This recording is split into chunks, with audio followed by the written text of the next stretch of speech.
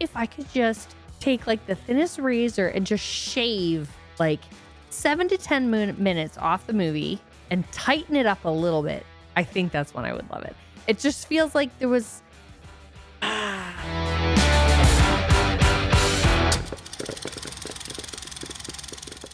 Welcome to Popcorn Moms, the podcast for parents who love their kids most but loved movies first. We're your co-hosts, Netta and Stephanie, two movie lovers turned moms. Join us as we reconnect with the things that made us whole outside of parenthood, namely watching movies. Today's movie is Atomic Blonde, a 2017 American action thriller film directed by David Leitch, we'll guess is how it's pronounced. Based on the 2012 graphic novel The Coldest City by Antony Johnston and Sam Hart. The film stars Charlize Theron, James McAvoy, and John Goodman. The story revolves around a British spy who has to find a list of covert agents that is being smuggled into the West on the eve of the collapse of the Berlin Wall in 1989. This was Netta's pick. So why did you choose this movie, Netta? Okay.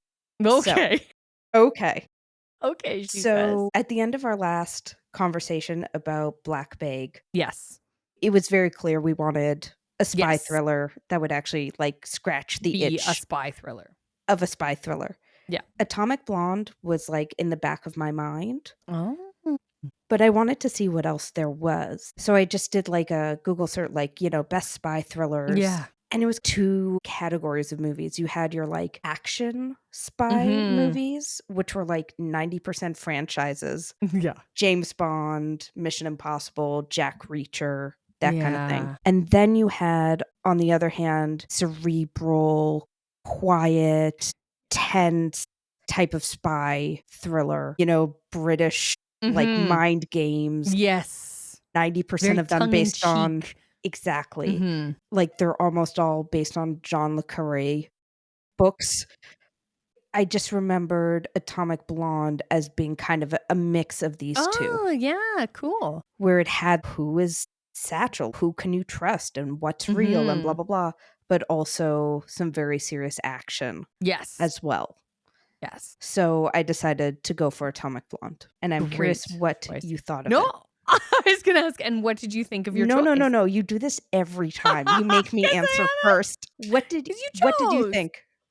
Just for the record, neither of us had seen it before, right? I hadn't. I had. Oh, you had? Yes. Oh. But tell me what you thought. Plot twist. I have many thoughts. If the question is, did I like it? Yes. Did I love it? No. Did it scratch the itch? Did it satisfy your want of watching a spy thriller? Okay. 7 out of 10. Okay. On the spy thriller scratch. Okay. I think, yes, I have many, many thoughts about why. I've been doing a lot of thinking since I watched it. I watched it 2 days ago. I've been doing a lot of thinking, and I feel like I can actually articulate why I feel that way. Okay. But I'd like to hear your views. It was more or less what I remembered it being. I didn't remember like every twist and turn of it, but I remembered all the big plot points. I remembered, like, spoiler alert here, but like I remembered that she actually turns out to be working for the Americans. And yeah, I really enjoyed it. I felt like it was a lot of candy, like a lot of like it was things to satisfy on the kind of surface level. I don't feel like it was very heavy, or it didn't go very in depth on like theme or whatever. But there was so much to enjoy on the surface of it. I thought it was very fun. It is very fun. Very cool and it was like candy, but in like this really great way. Well, I love that you described it like that. So how I feel about this is there's so many things I loved about it, but on the whole, I can't say that I loved it as a whole. And so for me, it checks a lot of excellent boxes. Like very early on, it's super stylized. We love that. Then I saw, oh yeah, it's based on a graphic novel. That's why. Love it. It's like blues and with the pink. Oh, I love when you say it reminds me of candy, I picture her hotel room where it's all blue lit with the pink. Oh my God, I love it. I'm sorry, I have to interrupt it. Have you heard of this term of bisexual lighting? No. The bicolors are blue, pink, and purple. First of all, it's just a really great color combo. Yeah. And it shows up in movie lighting quite a bit. Cool. It doesn't necessarily have anything to do with bisexuality in the movie, even though here, there is some of that going on. but just in general, I just think like some of the color schemes in this movie are just So amazing, good. so beautiful. Yeah. To And describe so it as candies. the bisexual lighting is very strong in this movie, In this movie. We're here for including it. in the hotel room and all that. But yes, go on. Yes. Okay. So check the box on strong stylized nature. I want to come back to it, but check the box on music 100%. We definitely need to talk about that in a minute. Yeah. Actors, acting, check that box. This is great. Fun spy thriller, check that box. All of these boxes are checked. And then when you put it together, I'm like, okay, like, why though? Like, why am I not in love with this? And I feel like if I could just take the thinnest razor and just shave 7 to 10 minutes off the movie and tighten it up a little bit, I think that's when I would love it. You watch a movie, we've watched them before, and it's like, oh my God, that was tight. The story is tight. It is so simple that it hits you over the face. And then the things that make it great are like the acting, the music, the style. It's funny you say that it was very surface level and simple, because I feel like at times they were trying to be deeper and have these messages around like nobody's a good guy and all the sides are bad. James McAvoy has that monologue where he's staring into the camera for a while. At the end, I'll say the first half in love. It reminded me of a Run Lola Run music video game, very fun, very stylized. And the second half, I think, is when it just started to not fall apart by any means, but just kind of drag a little bit. So the ending revealed, we've already spoilered it. The ending is revealed that she's this triple agent. 3 times in my life, maybe, I've had to Google, like, wait, what happened? There's tons of movies that you Google like, oh, what does this mean? But it's fun. You're supposed to Google, what does it mean? Then there's movies that you watch that there's some weird convoluted thing, or the big reveal isn't as big, or it's kind of weird.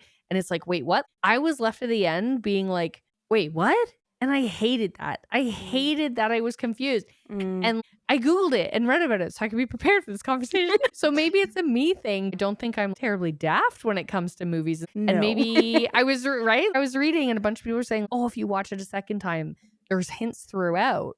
And I'm like, is there?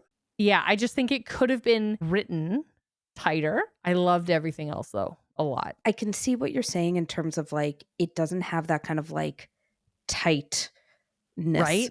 Which is like a need to be, but that's the thing. I feel like, I mean, we talk about movies that are tight quite a bit. Like, I feel like this comes up. I know, and I'm sitting here trying to think of like, so bad. So tight.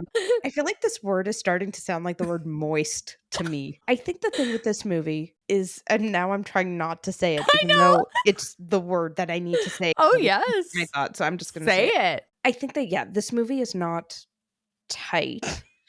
Because as much as it's not a spy thriller could be, because at the end there is this twist and it needs to leave room for that. The whole format of this film is that the mission has ended and she is being interviewed by her MI6 handlers. Yes. The movie mostly takes place in the mission, but then it jumps back to this interview that she's giving. When the interview ends and the tape turns off, we have to be at a point where we can understand how she could herself be a double agent that is a British spy that is actually working for the Russians, but have framed James McAvoy as the double agent. So there has to be both the narrative of her being the double agent and the narrative of him being a double agent. But then there also has to be in all that the fact that she's actually a triple agent working for the Americans. There has to be enough there that all 3 make sense. And you know what? I think you just articulated it beautifully, as you always do.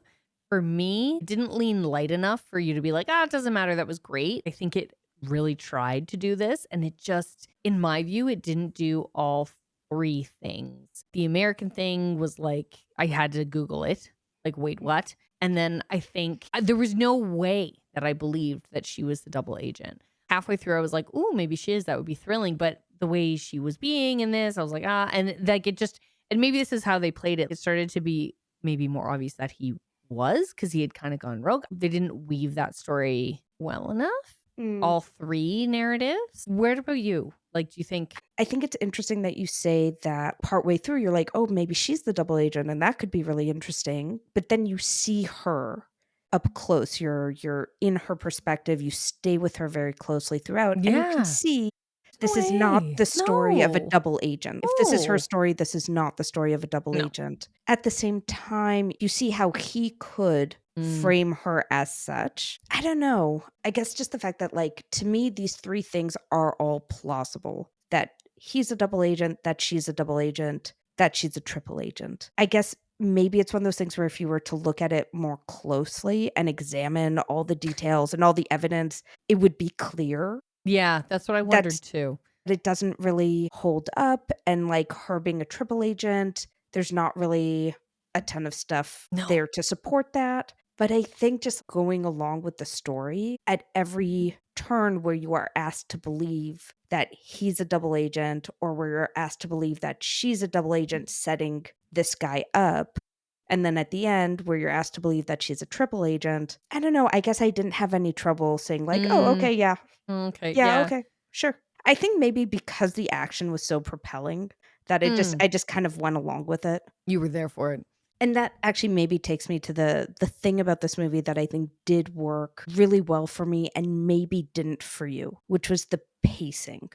Well, go on, because I was just going to say something about pacing based on your comment. So what are you going to say? I thought it was really good. I thought it was like a very well-paced movie. I think the way that they used the interview to interrupt some of the action, sometimes in ways that were funny, sometimes in ways that kind of kept the mystery going, sometimes in ways that were revealing. It was obviously very purposeful when that happened. It helped kind of break things up and give a kind of a pace. So in the lead up to the climactic sequence where they're trying to get the spyglass, like the asset, the guy, out of East Berlin and smuggled him into the West. Leading up to that, the interruptions from the interview increases. We go back to the interview more often, and then it stops. And then, for that full action sequence. The build up, and then that scene, and then the come down from it, I think it worked very well for me. When you say like maybe I had a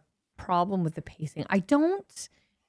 So I'll say this, when you said the movie kept moving and so you didn't really notice, that's how I feel about the first half. First good solid chunk. I feel like all of my notes from that half of the movie, they're so positive. They're so excited. It's always moving. The music is always there. It's so fun. It keeps you really gripped and it is going.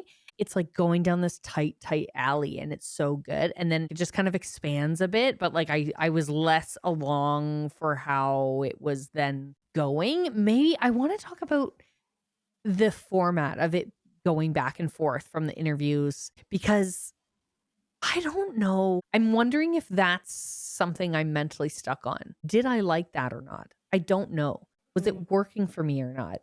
I thought so. But now looking back, I don't know. Maybe that added a kind of a layer that feels unnecessary or extra. Yeah, like when you're talking about there's three things that need to be plausible.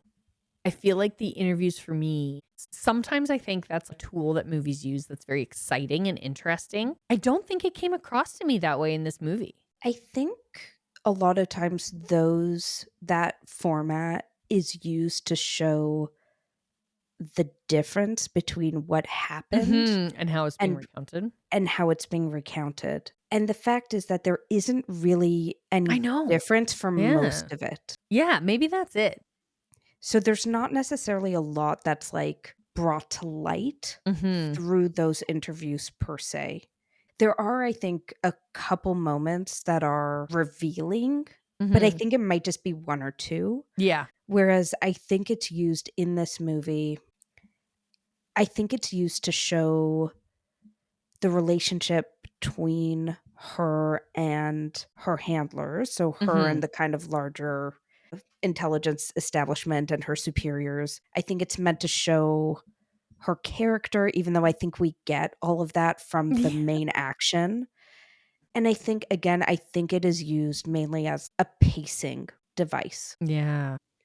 Maybe it's just a setup thing. It's kind of alluded to that she's in the hot seat. She's being debriefed. For me, maybe it would have been more exciting or interesting to have it spliced the way it is if we knew maybe from the beginning she has to get out of this somehow. Yes. I think if we knew the stakes at the beginning, it would be more exciting, because at the end, when it's revealed that she's a triple agent, it's like, okay, cool. You were already kind of let off the hook. We just saw that in the interview that they said, like, forget it, whatever. You did that job, but now this and like, it just, that ending was less impactful. But if we know from the beginning the stakes, that she's in the hot seat, she's going down for this, and she has to figure out a way through it, I think that would be more exciting to then have the reveal. You know what I mean? Like that John Goodman the whole time was in the room. I feel you on this. Like, what is at stake Yeah. in that interrogation? Yes. Or in that debrief? Yeah. Like I don't know. Or even a sense that they're coming into this suspecting her of being Satchel. Yes. Something. Yeah. Like that, which is not set up. No, I think that's what they kind of allude to, but they don't set it up well enough. I didn't have any skin in the game to care. Not to care, just to be like, what are they trying to do here? And why does it matter? And then at the end, when they're kind of like, okay, well, I guess we won't get any answers. That's fine then. But then you see her then go to the rush. It just seems like that's all for naught then, because I thought the point of this was for her to get out of it okay. And she just got out of it okay. So why is this still happening? It's true. You kind of start out knowing that she comes out of the mission alive. Yeah. And she goes into a debrief where it feels like what's in question is, did she handle it well? Did she make the right decisions? Not that anybody there suspects her of being a double agent. Yeah. It'd be more exciting if like she's going to be thrown in a cell for the rest of her life. She's going to be handed over to the Russians. She's going to be extradited to America. Like, I don't know. And then I found myself wondering too, like it's hard sometimes, like a twist or to know the stakes if you don't even realize it's an option. A triple agent does that happen in life? I feel like it happened in Alias. Is that not the same thing? It just seems like something like, how would you be hired? The vetting system for that, like MI6, what are you doing? I guess one of the things that this movie does kind of allude to, though, in a very broad strokes, the differences, let's say, between the British and the American intelligence services. Yeah. And basically the Americans come out on top. Yes. As usual. Yes. Is that the message here? But even, yeah, that's what this is just about saying, this is just about taunting the British. This is just about taunting the British. No, I think that one of the moments that I appreciated was when John Goodman, the American CIA handler, is telling Charlize Theron to hurry up, find this list. Yeah. This list reveals all the details of all of these spies. And he refers to them as, good, hardworking folks. Yeah. Just such an American thing to say. Yeah. Like you would never hear the British characters refer to the spies as good, hardworking folks. No. So I think they do lean into the kind of differences in a way that's not like, they're not hitting you over the head with it, which I appreciate. But yeah, I think that's definitely one of the undercurrents is these differences between US and UK intelligence services. I guess that's fair. It's not something I necessarily. I'm sitting here thinking, why was he even in the room? Yeah, that's not really... I can't even remember why why was he even there? I don't remember. You're like, I don't know. I don't know. Yeah. Oh, it'd be interesting. A lot of these graphic novel or novels adapted to movies, things always get cut out, right? It'd be interesting to like see the source material. I would hedge my bets that it's more fleshed out. Just on this note of it being based on a graphic novel, I feel like movies based on graphic novels, many of them have this look, this kind of comic book look. Yeah. To like to the set, the production design, whatever it is. And I was kind of sitting there because I think especially in that the opening sequence where the spy who has this list is being hunted down, it's kind of a prologue. Especially there, just it is that comic book look. It reminded me of Watchmen. Yes, the movie adaptation of Watchmen. What is this look? What's going on here that it looks like this? I think some of it is like a color thing where it all kind of has tint, but some of it is also that it looks a little bit like a set. It doesn't look like it's supposed to be a real place, even though I think they might have even shot on location. I'm not sure. Even though they shot at a real place, it's not supposed to be a real place. It's almost supposed to look like background and foreground. You're supposed to be able to visually make that distinction somehow. It reminded me of Sin City. I had the same, like I wrote, ooh, that should be one we should watch sometime. It has that same like pop, and other movies like this, you're right, that I can think about that have been adapted from graphic novels. There's a pop. And I don't know how they do it. And I think that's because graphic novels they're stylized in a way. The coloring, the way the foreground and background interplay with each other, font and color and music, and all these things are used. It makes it feel more alive in a way. I want to say bubbly, but it's not bubbly. It's rounded, very like juicy. I was gonna say it almost feels a little bit flat. Completely opposite of what I was saying. Great. But somehow both. Like what I was saying about like the background and foreground, it's like you're meant to feel like the buildings are only a facade. Like there's not really any back, like it's just like a paper cutout. Yeah, it's like screen grabs. Like everything is like screen grabs. Yes. But it also pops. What you're saying about it feeling bubbly, it feels at least a little bit like cardboard cutouts. Interesting. Weird. Because I was going to say like alive. It feels so alive. Yeah. No, pass. Cardboard cutouts. It feels like cardboard cutouts. I know what you mean. To me, it feels like it's a still frame. The characters popping out from the background. Yes, it just feels like those 3D books. When you'd open them up, that's what they feel like. That's what this movie feels like. Exactly. Yeah. Yes. So you have these different stages almost, or these different arenas where things are happening and a lot is happening. It's very intricate. It's totally 3D. It's totally whatever. But then you flip the page and it's gone and something else is happening in your face. Yes, I was going to say, I feel the exact same, but I like what's there is then not there, or what you're seeing is not necessarily to be believed. There's something different on the next page. Yeah, like this idea of it's there and then it's not. And we're over here, then we're over there. The settings are very different, right? When you look at the different sides of the wall, over here it's like this, and over here it's completely different. Like you turn the page and it's a completely different story. Yes. And I think maybe also because the settings are so stylized. When she goes to the watchmaker guy who is, how would you describe him? Broker of sorts. A broker of sorts. Yeah. She goes to him to try and find, she goes to him to find a contact in East Berlin.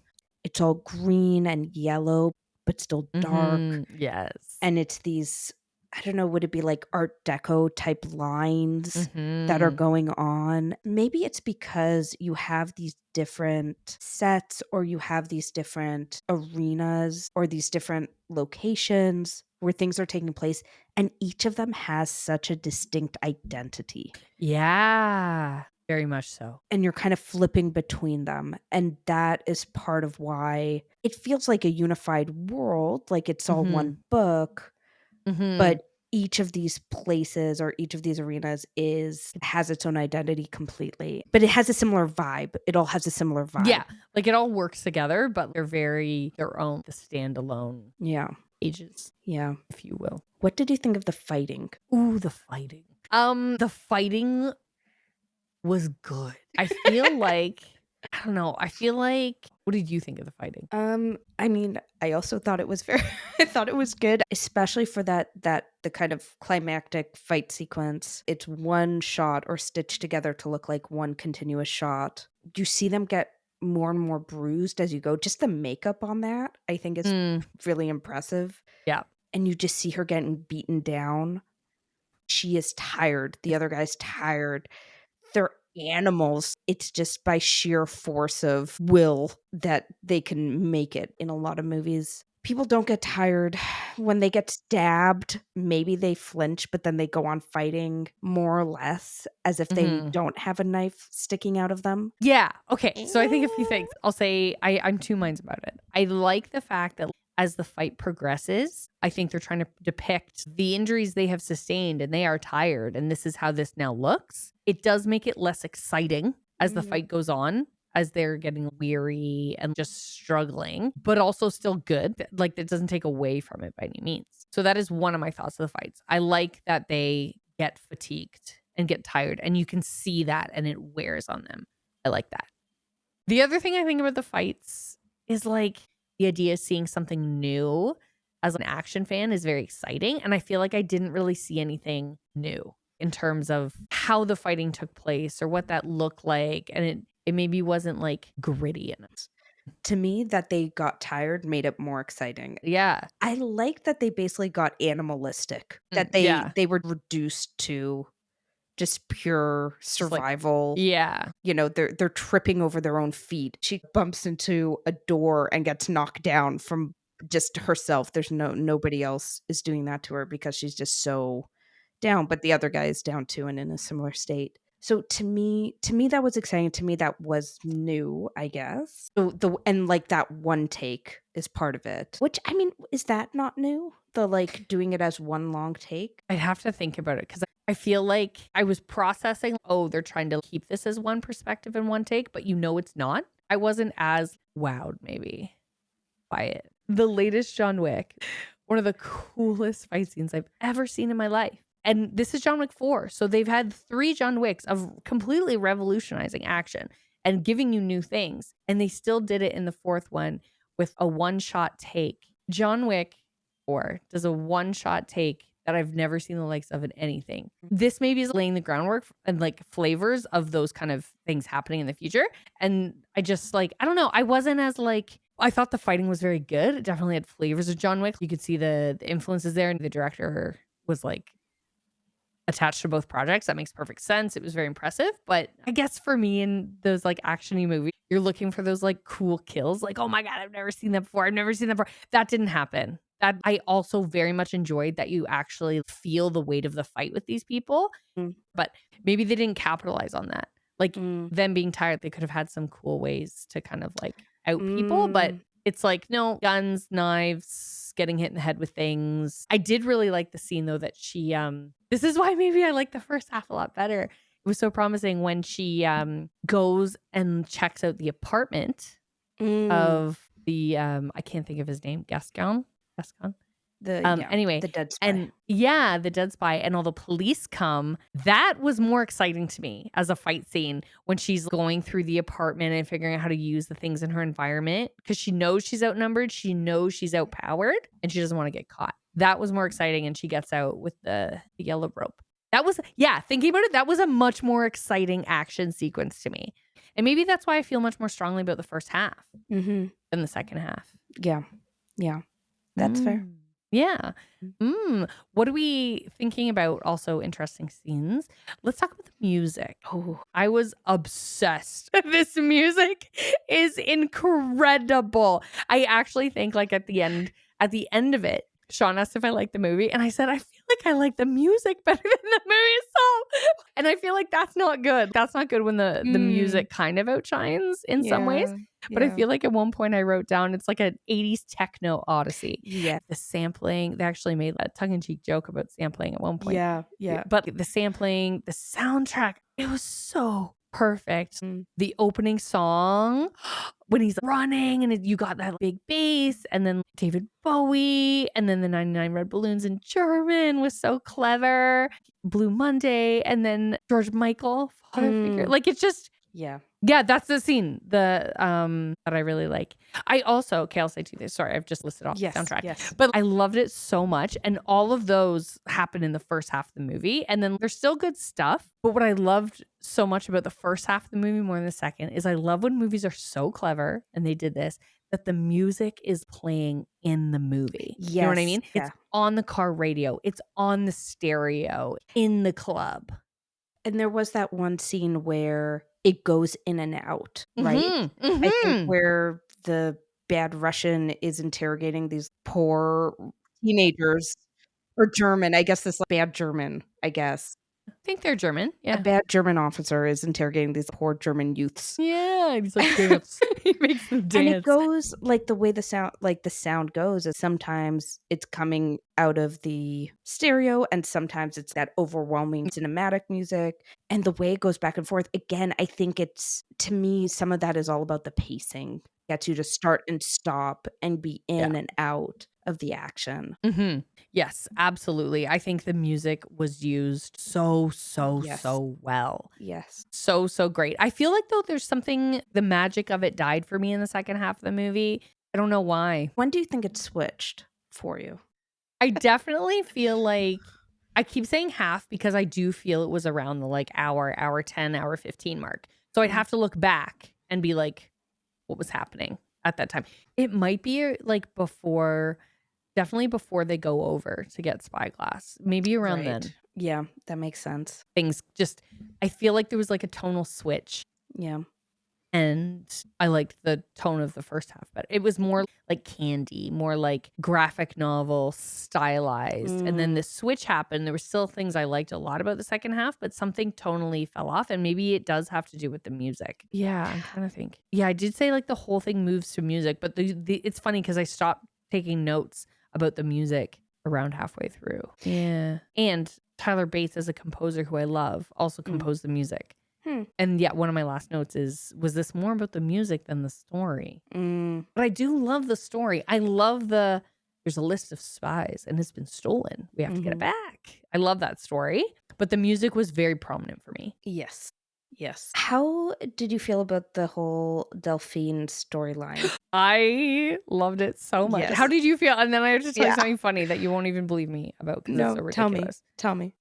Okay, absolutely ridiculous. Not ridiculous. It's crazy. I feel like I was so on point with this thought I had about this movie.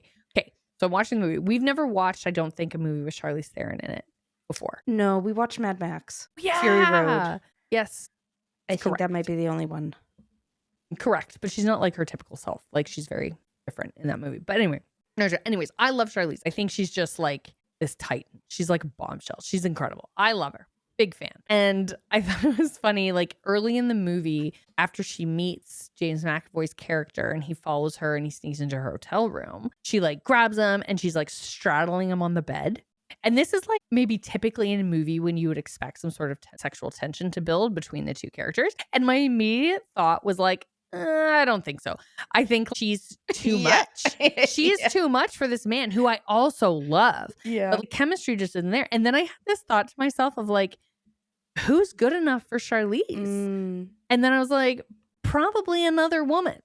And then boom, like that's where it went. And that was her love interest in the movie. I was like, oh my God, like, this is crazy. I love it. Yes. And it was so, I mean, I think their dynamic was very much one where Charlize had maybe more of like a masculine role, or at least Charlize had more of the role of like the older, experienced. Yeah, she's like the experienced, the mentor. Yeah. A bit of a daddy, I would say, right? Yeah, she's like confident. There was like one of my friends once said to me, she had like an alpha energy in that duo, and I was loving it. Yes. I thought that their dynamic made a lot of sense. I guess just like the I'm going to say a power dynamic. It's not exactly that. It's more just like a maturity difference. They're not exerting control or trying to exert control over each other in this. So I feel like the power dynamic is not quite the right word for it. Delphine is like young, inexperienced, fresh, new, green, like, not very good at spying. No. Really, like what spy has headphones on and is unaware of their surroundings? Ugh. Come on, girl. But here's the thing. I think that where you have really good chemistry, and it's not necessarily romantic chemistry or sexual chemistry, even though it is here. Actually, I had this thought when we watched Mad Max with Charlize Theron and Mad Max, which there is no romantic storyline, but there is a lot of chemistry there. Yes, remember we talked about that at length about like their chemistry, and it's like buddies. Like, so what's going on there? I think it's about like a meeting of equals. I think this is where you get chemistry. Equals in some dimension, but I think what keeps it spicy is like a difference in some other dimension. Oh, okay, go on. And so when you think about Charlize Theron and Delphine in this movie,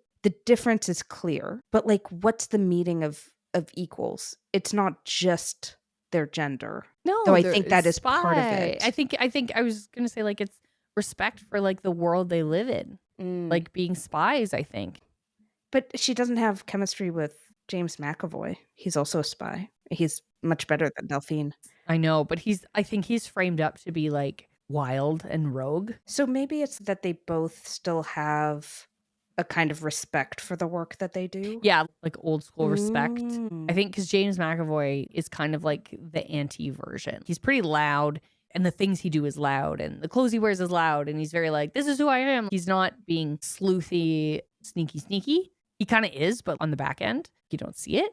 Not what he presents. Whereas I think both of them, Charlize and Delphine, they present this similar worldview about spydom and what they're trying to do and what they're trying to achieve. And there's respect in that. Even though there's an experiential difference, they have the respect for the profession, maybe. Yeah. And I wonder if this goes also to that difference between Charlize and James McAvoy's characters. James McAvoy's like, how do you know you're on the good guys teams, and how do you know who you're even really working for? How do you know you've won? All of these lines are very blurred. And for Charlize Theron, the lines are very clear. Yeah, like she's able to do this triple agent situation. They're that clear. Exactly. Yeah. She knows who she's working for, even though it's a very, her lines are even more blurred than his. Maybe this is her connection with Delphine is loyalty. Is loyalty. It's like another kind of manifestation of this, of a moral clarity that both she and Delphine have, maybe. Yeah. I think, it's about that. And because even Delphine, she kind of has a freak out. Like, this isn't what I signed up for. I don't know if I can do this. She's still there. She's showing up. She's being loyal to her country. And Charlize is able to do this triple agent nonsense because she's so loyal to like her home. And she says, I want to go home. Whereas James McAvoy is kind of like, yeah, I'm here. I'm doing this. Highest bidder, though. Help me out. I still don't totally understand. What was he going to do with the list? Was he going to sell it? Why did he kill Spyglass? I don't get it.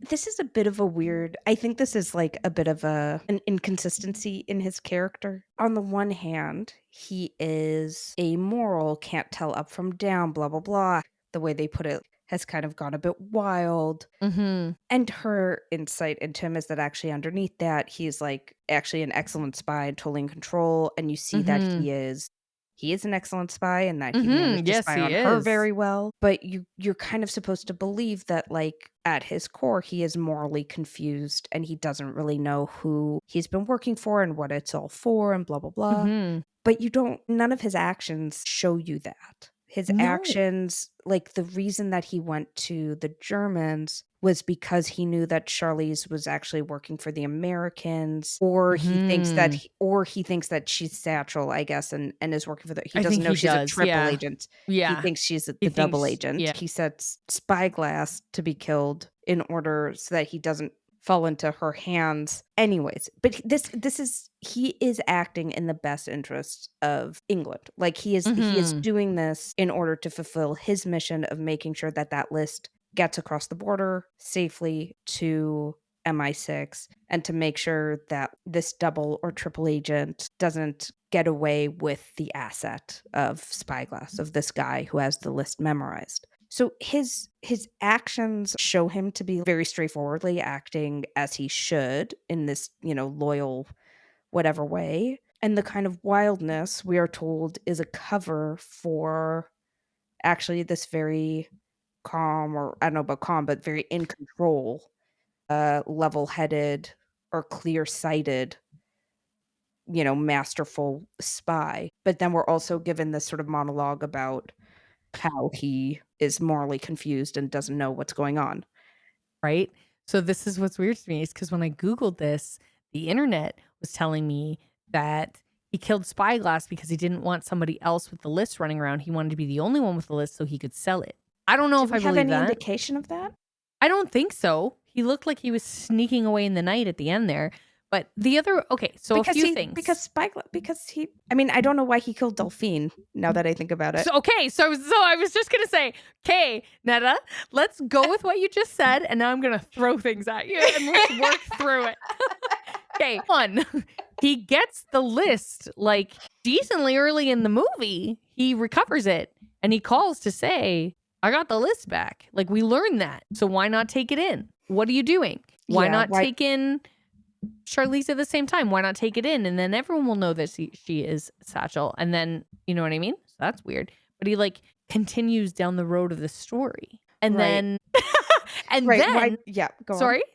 No, go on. And then when they're looking to get Spyglass across the border, if he didn't, I got it for a second about like, if he thinks Charlize is Satchel and he doesn't want Spyglass in the wrong hands, then don't split up. Take Spyglass with you. Right. Give her the mom and daughter. Exactly. Exactly. Well, but I don't get it. he's set her up to be shot, and he doesn't know about the thing to prevent, like, her plan to prevent that happening. Which I loved, by the way. Yeah, yeah. Which was very fun. Yes. I think now But that then why didn't now he that you just bring this up. shoot her instead of Spyglass? Yeah. Well, And then why does he kill Delphine in a very raged? It was angry. well, because she had those pictures of him. Delphine thought that she knew that he was Satchel, the double agent, because of the picture she had taken with him talking to the Germans. Yes. Which it turns out he was talking to them in order to arrange for Charlize's death because he thought she was Satchel, which was correct. But just to go back, took the list in though. Yes, this is what I am now kind of like. Wait a second, he holds on to it, right? Why? Because what he could have done, like, he has this sort of secret passage that he seems very comfortable going under the wall, right? So why not take that under the wall, ensure it gets to MI6, go back to the east, try either kill Spyglass because he's only a liability now because you have the list and it's safe, or, you know, do your best to get him across because you said you would. Yeah.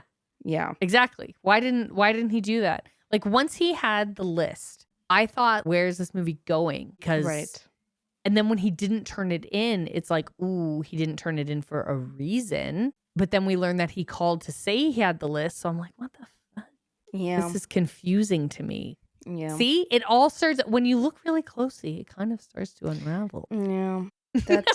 There's some plot holes in this intricately. Which woven tale.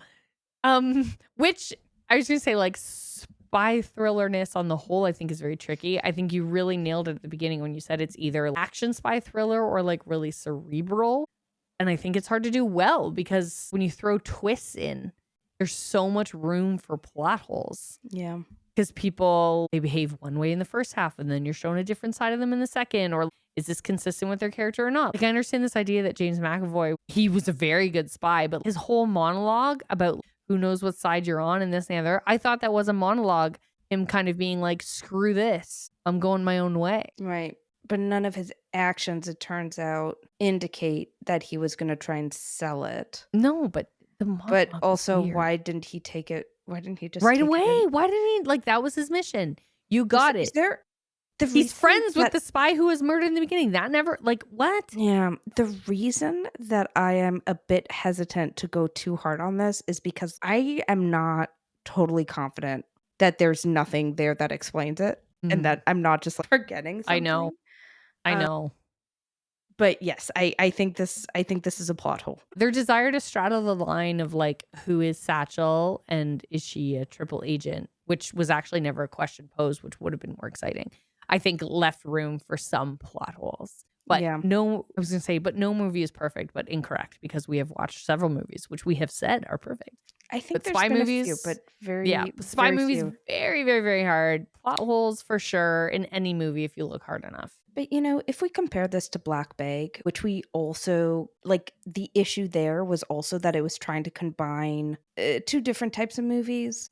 Yeah, like one is much more successful at doing so. I think I feel confident in saying that, if only because of the vibes and the style the vibes on this movie, like just the style of it, the feel of it. Yes, James McAvoy's character, there's some plot holes there's some character holes there, but the vibe of his whole character is very consistent, and so very fun. Feels like it takes a little bit, like it does take a bit of scraping, not much, like you said at the beginning, but it does take a bit of scraping to get to like, oh wait, no, this doesn't quite add up. But like, I just feel like it does feel so unified and so complete as a movie because of the stylistic parts of it, maybe because of the music, because of like the pacing and the propulsion and the blah blah blah, that like, it doesn't hit you immediately. I know. I wonder. Maybe it hit you immediately. It just didn't hit me immediately.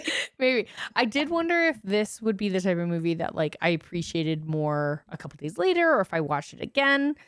I don't know. You've seen it twice. You seem to appreciate it more than myself. So maybe if I watched it again. Maybe because I know the plot twist already. So I was just thinking as you were talking, you know how there's some movies that they show you the plot twist at the beginning? The twist isn't the twist. It's the story of how that twist unfolds. And some movies save the plot twist till the end. I think this is actually a movie, as we said, that actually would have benefited from us knowing from the beginning the whole situation. And I think us talking about James McAvoy is interesting because it made me think about this other layer of like, I think a fun twist or how the story's weaved and how it would make use of that interrogation is if we see him with her as a very competent spy. He's a little like, he has some regularities and he does things a different way, but he's like super competent.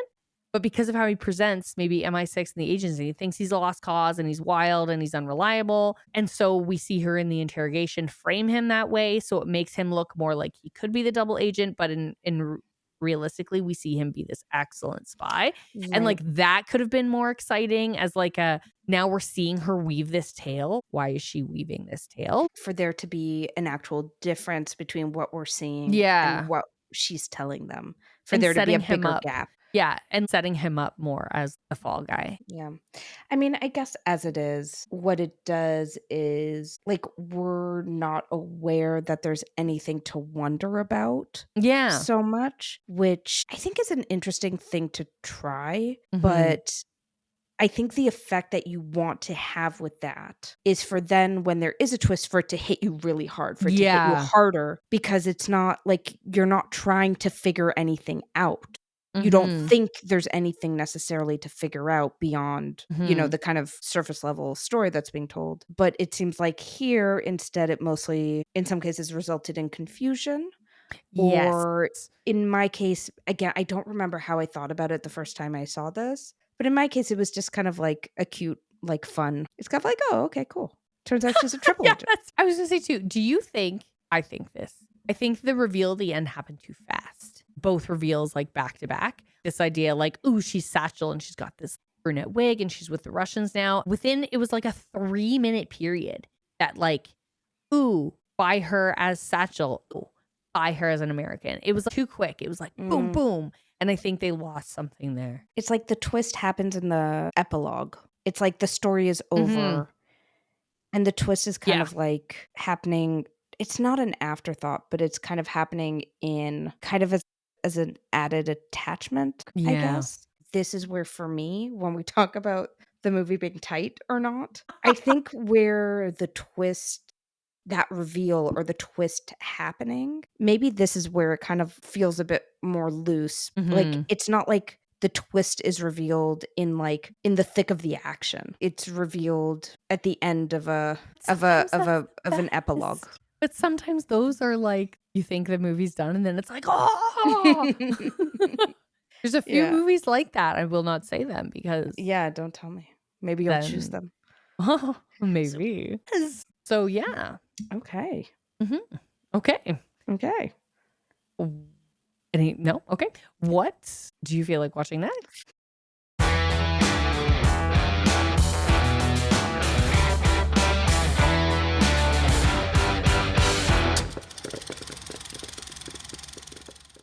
Thanks for joining us here at Popcorn Moms. If you like what you heard, we'd really appreciate your support. Subscribe to the show, rate and review us, and most importantly, share it with someone you know.